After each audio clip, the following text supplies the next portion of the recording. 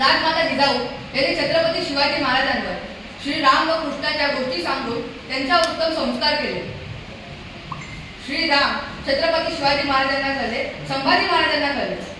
तेच राम तुम्हाला समजवण्यासाठी मी एक कविता सांगत आहे, ती तुम्ही शांतपणे ऐकावी अशी माझी नम्र विनंती.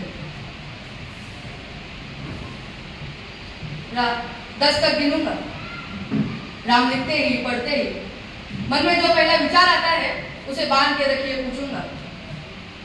1 2 3 4 5 6 7 8 9 9 9. हाथ काट कर रख दूंगा ये नाम समझ आ जाए तो. कितनी दिक्कत होगी पता है राम समझ आ जाए तो. भाई राम राम तो कह लो, दे पर राम सा दुख भी सहना होगा. पहली चुनौती ये होगी कि मर्यादा में रहना होगा. और मर्यादा में रहना मतलब कुछ खास नहीं कर जाना है, बस त्याग को गले लगाना है और अहंकार जलाना है.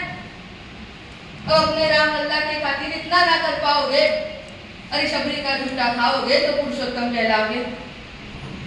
काम क्रोध के भीतर रहकर तुमको शीतल बनना होगा. बुद्ध भी जिसकी छाव में बैठे वैसा पीपल बनना होगा ये सब कुछ, और वो भी शून्य में रहकर प्यारे. तभी तुमको पता चलेगा कि कितने अद्भुत राम हमारे. सोच रहे हो कौन हूं मैं? चलो बता ही देता हूँ. अरे तुमने ही तो नाम दिया था, मैं पागल कहलाता हूँ. नया नया हूँ यहाँ पे तो ना पहले किसी को देखा है. वैसे तो हूँ त्रेता से, मुझे कृष्ण किसी ने कलयुग भेजा है. वे बात वहां तक फैल गई है कि यहाँ कुछ तो मंगल होने को है, कि भरत से भारत हुए राज्य में, सुना है राम जी आने को है. बड़े भाग्यशाली हो तुम सब. नहीं, वहां पे सब यही कहते हैं कि हम तो राम राज्य में रहते थे और इन सब में राम रहते हैं. यानी तुम सब में राम कहां छुपा है? नहीं मतलब वो तुम में आते हैं रहने. सच्ची या फिर गलत खबर? अगर सच्ची है तो क्या कहने. तुम सबको राम पता ही होगा, घर के बड़ों ने बताया होगा. बताओ बताओ फिर की क्या है राम?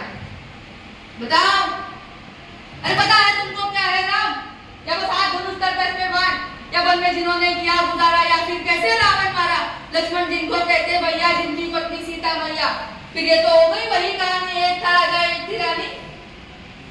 सच में तुमको राम पता है या वो भी आकर हम बताए? बड़े दिनों से हूँ यहाँ पर, सब कुछ देख रहा हूँ कब से. प्रभु से मिलने आया था मैं, उन्हें छोड़कर मिला हूँ सबसे.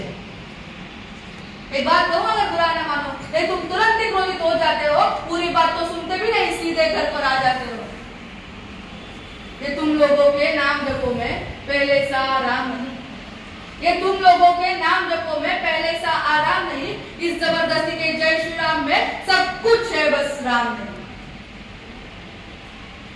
राजनीति का दाया बाया जितना मर्जी खेलो.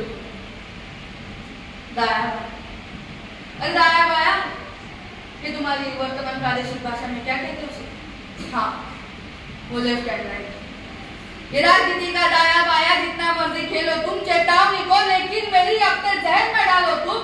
निजी स्वार्थ के खातिर अगर कोई राम नाम को गाता हो तो खबरदार अगर जरूरत की और मेरे राम को बांटा तो.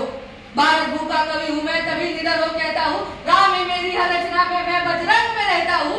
भारत की नींव है कविताएं और सत्य हमारी बातों में. कवि कलम हमारी तीखी और साहित्य हमारे हाथों में. तो सोच समझ कर राम को.